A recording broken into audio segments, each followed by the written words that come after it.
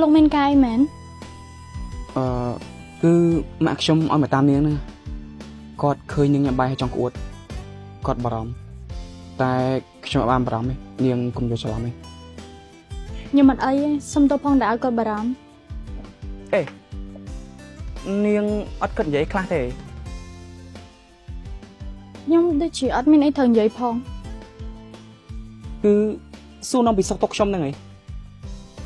មនុស្សធ្លាប់នៅផ្ទះមួយគ្នាយ៉ាងហោចណាស់ក៏គួរដឹងពីសុខទុក្ខគ្នាខ្លះដែរ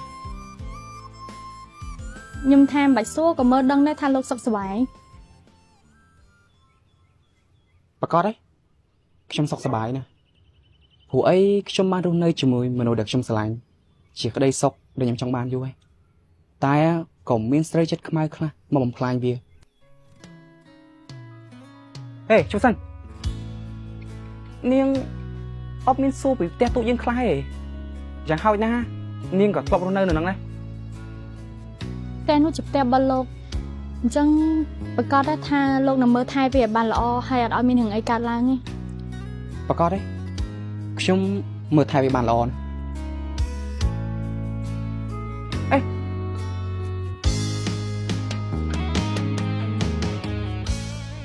មើលចរិតនាងចុះគួរឲ្យគ្រឹតមែនណា